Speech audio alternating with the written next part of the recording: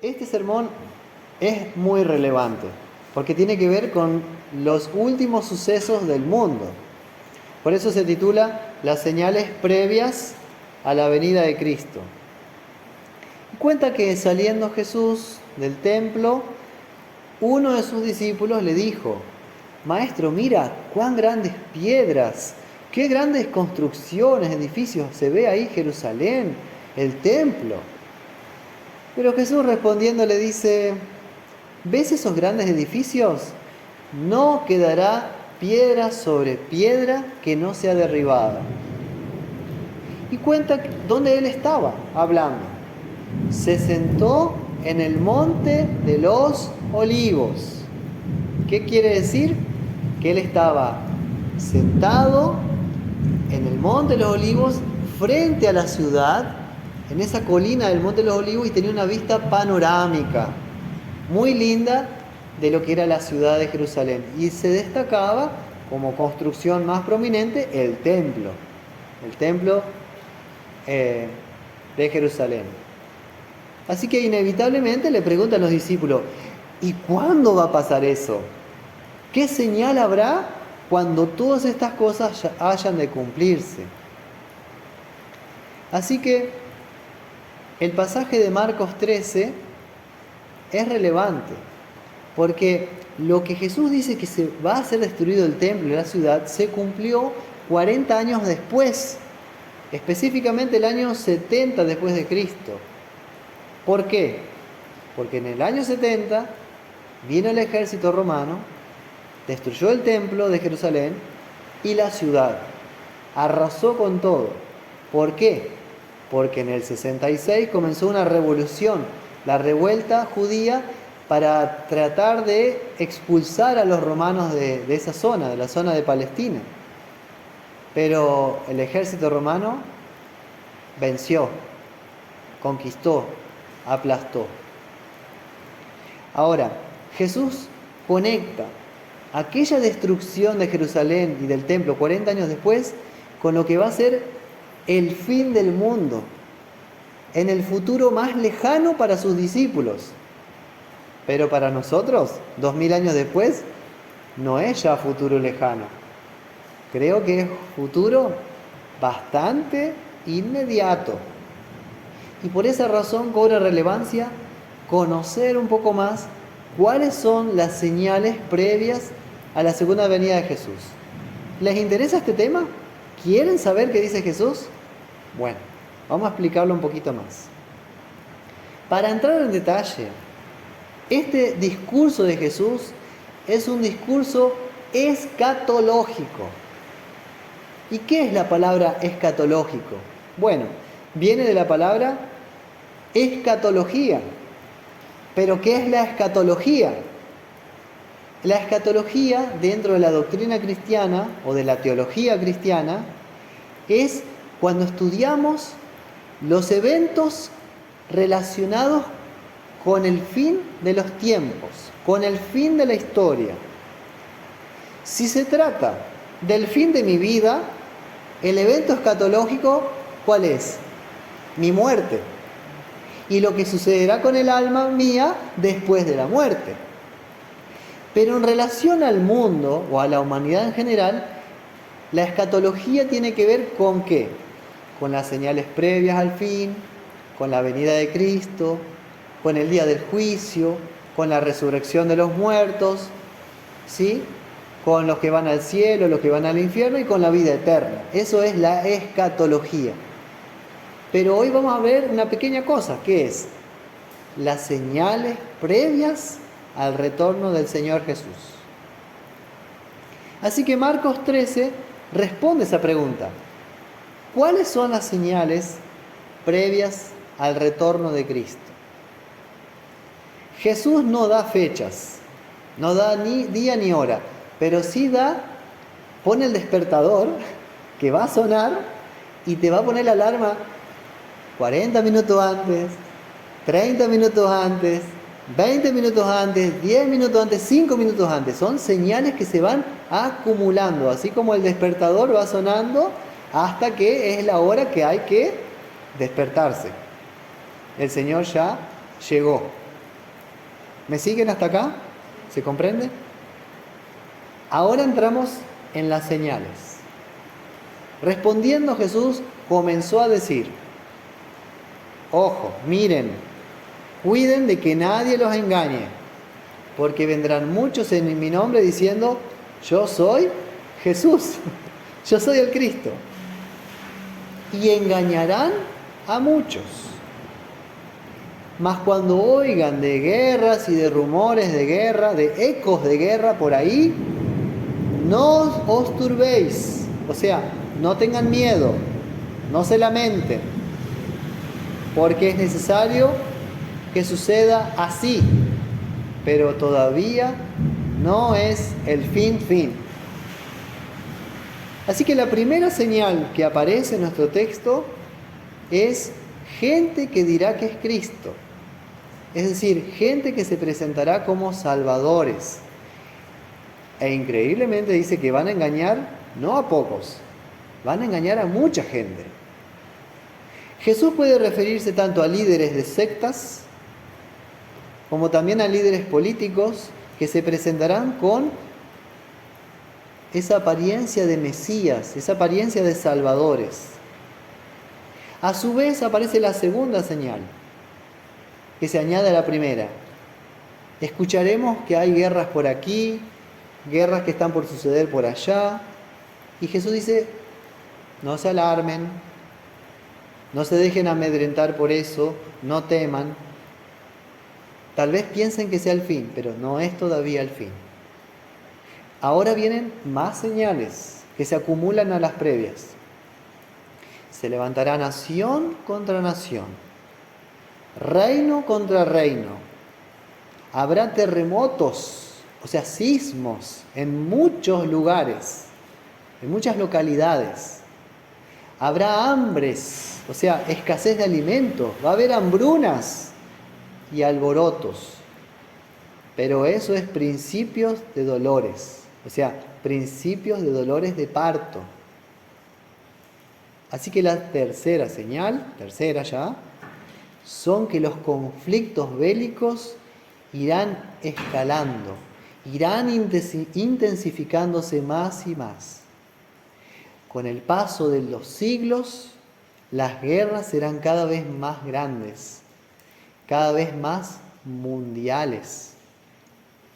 Eso significa nación contra nación y reino contra reino.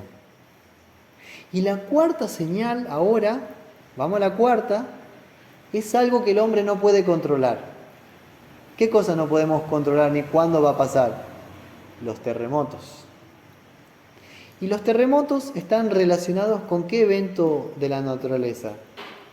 Con los volcanes, las erupciones volcánicas. Así que puede haber tsunamis, avalanchas, incendios, deslizamientos de tierra, etc. Terremotos y volcanes están conectados. ¿Y qué significa esto para el clima del planeta? Que habrá eventos en la naturaleza que afectarán directamente al clima del planeta en gran parte del planeta, por no decir todo el mundo. Que se va a ver afectado el aire que respiramos, se va a ver afectada el agua que bebemos, los servicios de transporte se van a interrumpir, la red eléctrica se va a colapsar, las cosechas no van a resultar. Imagínense ese panorama apocalíptico. El planeta temblará, quedará de cabezas. Y eso se conecta ahora con la quinta señal, que es consecuencia. Habrá hambre, escasez de alimentos. Y habrá alborotos, o sea, saqueos, revoluciones, revueltas. En Isaías 8 cuenta un poquito más qué va a pasar. Isaías 8, 21 y 22. Los hombres pasarán por la tierra fatigados y hambrientos, y acontecerá que teniendo hambre se enojarán y maldecirán a su rey y a su Dios, levantando el rostro en alto, y mirarán a la tierra, y he aquí tribulación y tinieblas, oscuridad y angustia. Y ni que hablar lo que nos cuenta Apocalipsis capítulo 6, versículo 8. ¿Quieren escuchar? San Juan nos cuenta: miré, y he aquí un caballo amarillo. O sea, y el que lo montaba tenía por nombre Muerte, y el Hades le seguía. Y le fue dada potestad sobre la cuarta parte de la tierra, para matar con espada, con hambre, con mortandad y con las fieras de la tierra. Como se dan cuenta, hermanos, el mundo será un verdadero caos. Y Jesús incluso dice, cuando vean esto por suceder, ustedes creerán que va a ser el fin. Y Jesús dice, todavía no será el fin. Y uno se pregunta, ¿qué señal falta para que sea el fin? ¿Cuál será la señal final?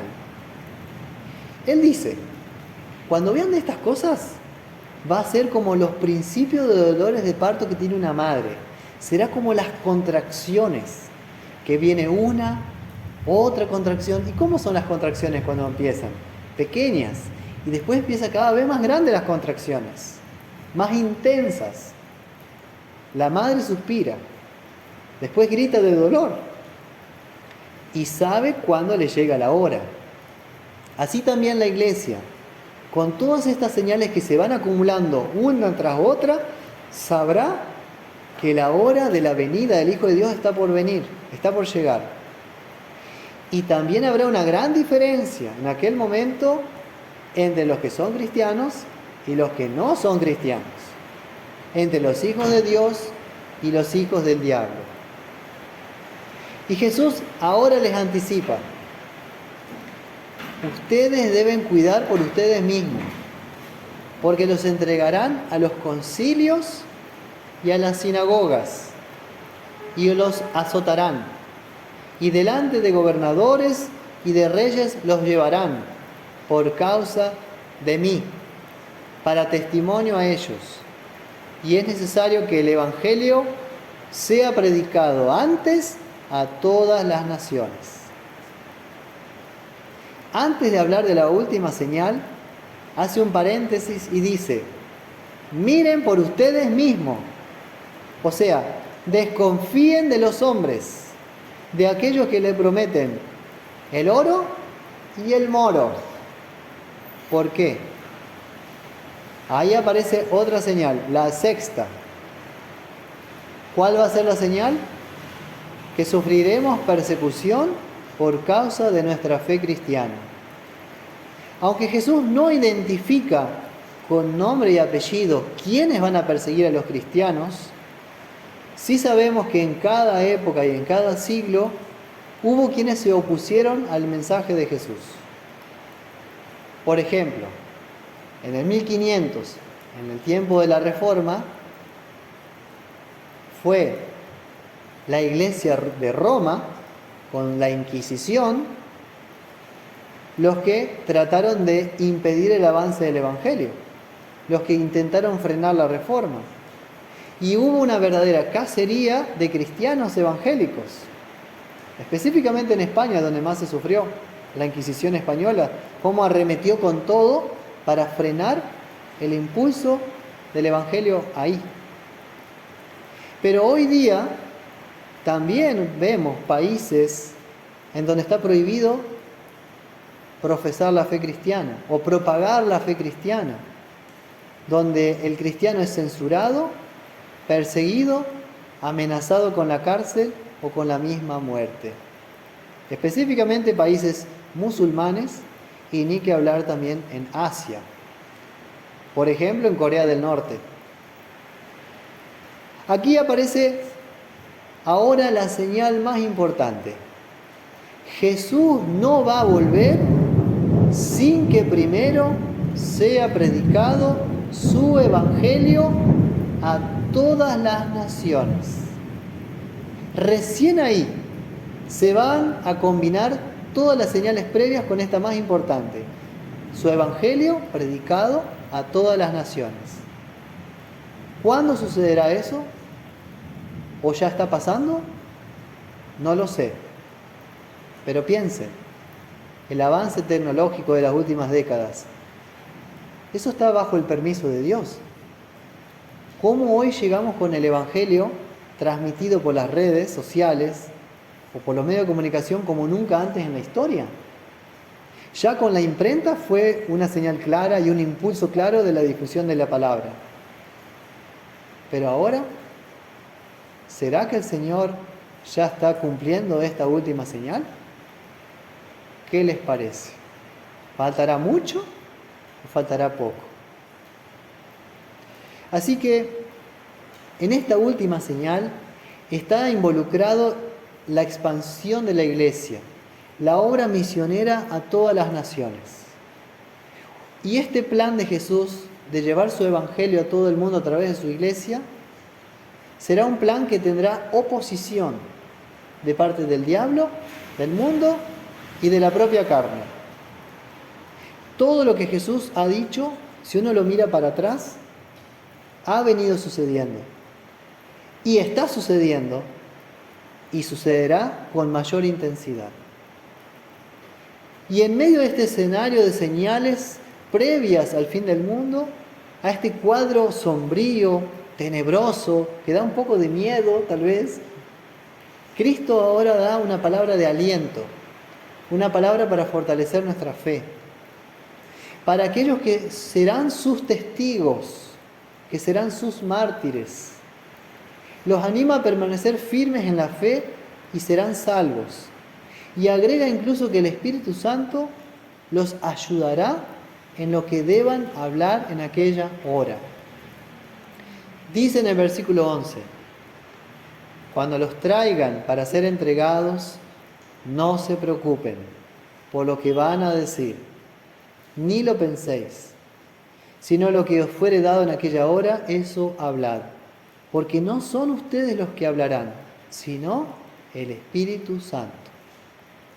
Será el Espíritu de Cristo el que dará testimonio, el que confesará la fe por boca de ustedes. Es el Espíritu de Cristo resucitado, entonces, el que vive en ustedes. Y luego añade una última cosa, que en esos días habrá, y es duro decirlo, es triste, un profundo rechazo al cristianismo, un sentimiento anticristiano que invadirá la sociedad como nunca antes en la historia y que por lo tanto incluso dividirá a las familias hasta el punto de que familiares cercanos traicionarán a sus seres queridos para que sean ejecutados. Esta palabra lo dice en el versículo 12 y 13. Y el hermano entregará a la muerte al hermano, y el padre al hijo. Se levantarán los hijos contra los padres y los matarán, y serán odiados por todos por causa de mi nombre. Pero el que persevere hasta el fin, éste será salvo. ¿Por qué pasará esto? Porque a nadie le gusta que le muestren su pecado. Porque el mensaje de la iglesia es de ley y de evangelio. La ley de Dios le ofende al hombre, pero el evangelio también ofende al hombre, porque el evangelio confiesa que solo Jesús es el camino al Padre. No hay otro Salvador. Y eso no es negociable. Si negociamos la salvación para congraciarnos con el mundo, traicionaríamos a nuestro Salvador, que dijo, yo soy el camino, la verdad y la vida. Va a ser una prueba muy dura, durísima. Por eso las palabras de Jesús a nosotros, cuando pase eso, tengan ánimo, porque va a ser el Espíritu Santo el que les va a inspirar lo que deban decir en ese momento. Voy a ser yo, Jesucristo, el Hijo de Dios, que voy a hablar a través de ustedes. no tengan miedo, no se preocupen, sean valientes, perseveren firmes en la fe hasta el fin y obtendrán la corona de la vida eterna, la que yo logré para ustedes en la cruz del Calvario. Así que como cristianos necesitamos recordar que en ese momento vamos a tener que anunciar toda la palabra de Dios, no solamente algo que sea una pequeña parte, tanto la ley como el Evangelio, todo el mensaje de Dios. Y tenemos la ayuda del mismo Dios para anunciar ese mensaje. Para terminar, los discípulos, Pedro, Jacobo, Andrés y Juan preguntaron, ¿cuándo va a pasar esto? Y Jesús les dio un poco, un pantallazo, un vistazo del futuro. No les dijo ni la hora ni el momento, pero sí las señales acumulativas para que estemos atentos. Ahora, y si nosotros nos preguntamos, ¿cuándo sucederá el fin? Hoy Jesús, a través de Marcos 13, 1 al 13, nos brinda estas señales para que sepamos lo que va a pasar, pero fundamentalmente sepamos la promesa de que Él estará con su iglesia, de que estará con nosotros y con su Espíritu Santo, consolándonos, fortaleciéndonos en la fe para que seamos sus testigos.